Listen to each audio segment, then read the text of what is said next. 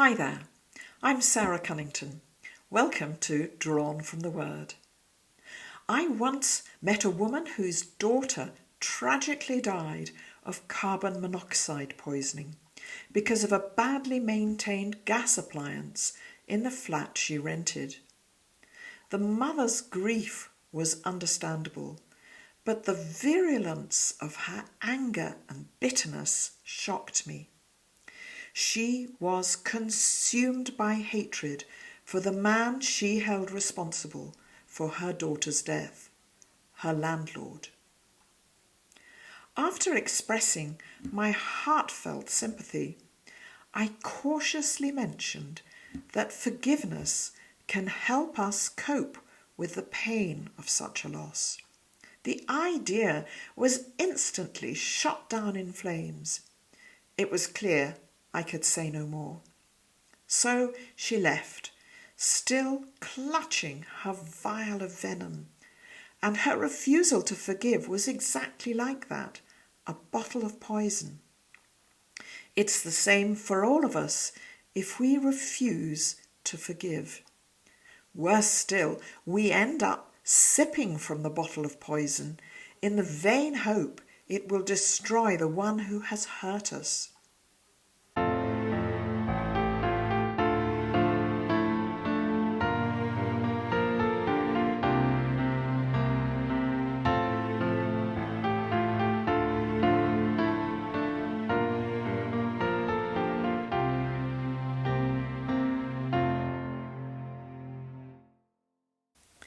Forgiveness is never easy, especially when we see so much evil and wrongdoing all around us in society, and at times even closer to home.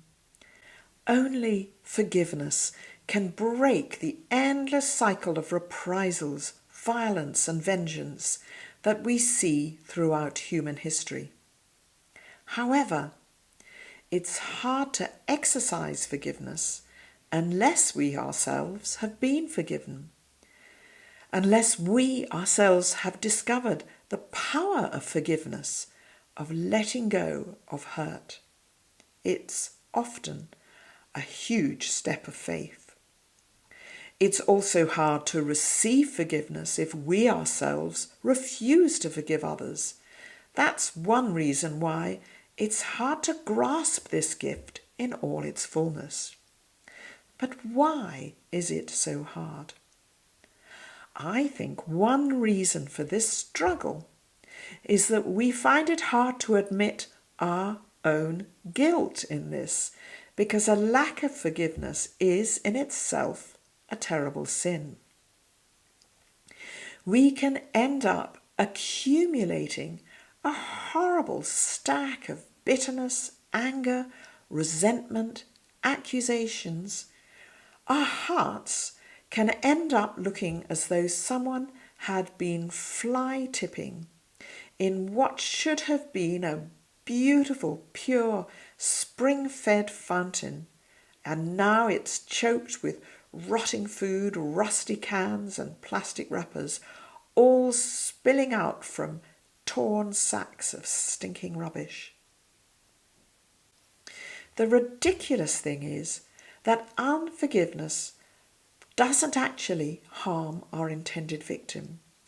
It harms us more than them. It hardens our hearts and it keeps us from receiving God's blessings. In Matthew 18, verse 18, Jesus says this: "Truly, I tell you, whatever you bind on earth will be bound in heaven, and whatever you loose on earth will be loosed in heaven." By loosening, or rather releasing forgiveness here on earth, we will release a flood of heavenly forgiveness that will also bless us. My husband Martin and I have a deep respect for the American judge Judith Sheindlin. She's a tough cookie with a very clear vision of right and wrong. So it amazes us to see the trail of plaintiffs who apply to appear on her show and then lie their heads off. I struggle to remember a single one who, when caught out in a lie, had the grace to admit they were wrong. At best, they made feeble and convoluted excuses, but mostly they continued to deny what was plain for all to see. I knew two little boys who were prime examples of this. The older boy never admitted his fault. He'd lie until he was blue in the face and ended up being punished more for the lie than the initial transgression. His younger brother would, in contrast, run to his mother as soon as he realised he'd done something wrong, crying, "Mummy, Mummy, I'm so sorry. I've just broken your best cup," or whatever it was. No prizes for guessing which child was swept up in a comforting embrace and which was sent to their room without supper. Even Christians can make excuses for themselves. I can too. But sin is sin, whether big or small. And when we sin against one another, against God's creatures, we're also sinning against God, our Creator. Whether the sin be large or small, there are no excuses. The only possible thing to do is to own up to it and receive our due. Or, in the case of God's mind-blowing mercy, Jesus receives our due for us by the death he died on the cross, and we are forgiven.